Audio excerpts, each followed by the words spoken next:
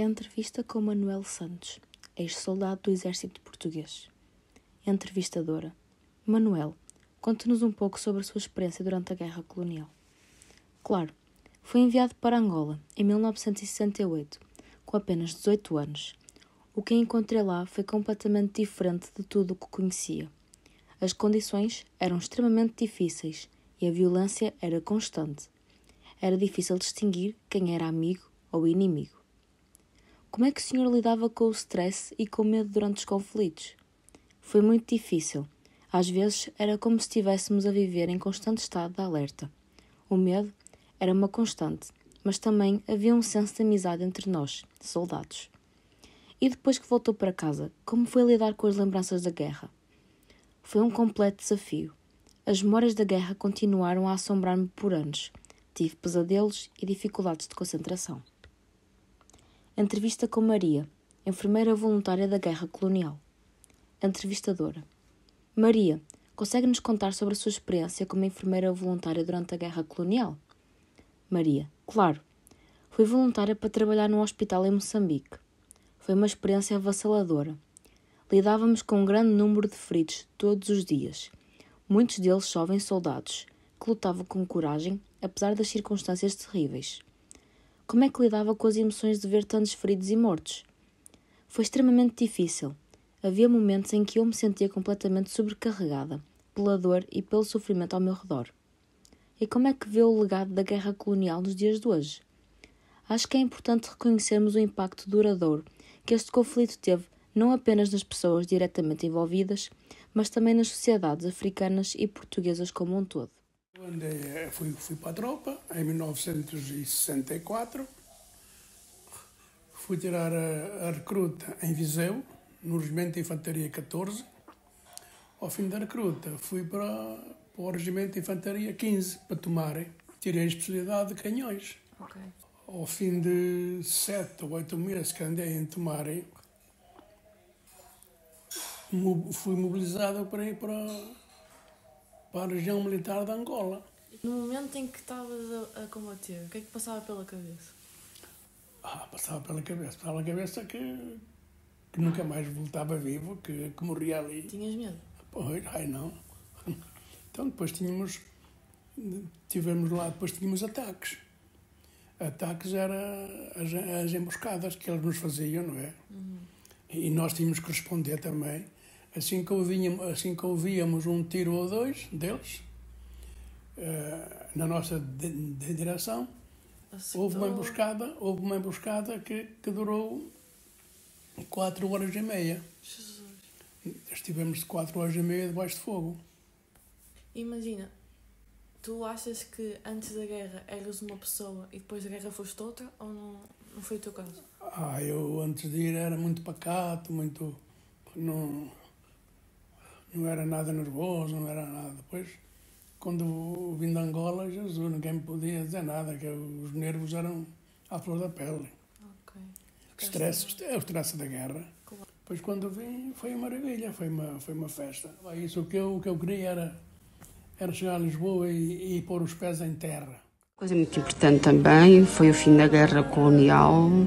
Para mim teve um significado muito particular, foi de muita importância, porque o meu irmão estava na guerra em Moçambique e voltou antes do tempo que era previsto. Logo a seguir ao 25 de Abril voltou para casa. Foi uma grande alegria ele ter voltado. Quando voltou para casa, depois da guerra, sentiu que as coisas tinham mudado? Não, senti que estava tudo na mesma. Estava tudo igual, ou ainda pior. Depois de vir para Portugal, eu só ia aos quartéis buscar os presos. Era a única coisa que eu fazia. Era levar os presos à DGS, para eles dizerem o que se tinha passado. Íamos buscá-los ao helicóptero para o quartel-general, que tinha lá a prisão. E a nossa vida era essa. Tinha alguma história interessante ou engraçada do tempo em que servia em Guiné? Passámos bons e maus momentos uns com os outros. Tínhamos lá um ringue de futebol. E cá fora, bebíamos e convivíamos, com o objetivo de ficarmos contentes, para esquecer aquilo que a gente deixou em casa. Mas depois, muitos vinham-se a lembrar dos tempos das pessoas que mais amavam. E muitos até se suicidavam. Metiam na cabeça que isto não estava bem. E matavam-se. Tínhamos que aguentar com tudo.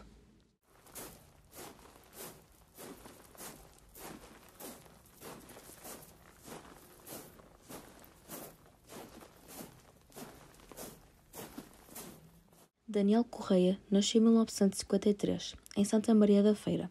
Combateu na Guerra Colonial, prestando serviço em Luanda, Angola. Conduzia os carros militares. Como é que foi ir para a guerra? O que experienciaste? A minha experiência não foi muito má. Fiz amigos para toda a vida, daqui de Santa Maria da Feira como do Porto, que ainda tenho contacto. Para mim, o pior foi ver muitos mortos. Eu nunca matei ninguém, também era somente condutor, mas eu tirava muitas fotos. O que faziam nos tempos livres? Nós fazíamos muita coisa. Tirávamos fotografias, comíamos, bebíamos e fumávamos. Estávamos todos juntos a aproveitar os momentos que tínhamos. Tinhas medo da guerra? Não tinha. Não tinha porque no meu caso foi tudo tranquilo. Tinha mais medo da minha vida antiga em Portugal do que a minha vida em Luanda. Em Portugal, nós éramos uns bonecos do Estado. Não podia dizer o que acreditava. Não podia lutar por quem realmente merecia. A guerra era de noite também. Era de noite. Era de noite é que nos atacavam mais. Dizia. Porque nós tínhamos grandes dificuldades, eu pelo menos a minha companhia teve grandes dificuldades, porque nós tínhamos que ir, vamos supor que nós tínhamos que ir para uma zona, por exemplo, daqui até o Monte da Virgem. Nós tínhamos que lá chegar. Claro. Houvesse guerra ou não houvesse, fôssemos atacados ou não fosse, nós tínhamos que lá chegar. Ao chegar lá, se houvesse guerra, nós tínhamos que defender. Então a guerra onde era pior, não era bem debaixo das árvores, debaixo do arvoredo, era no capim.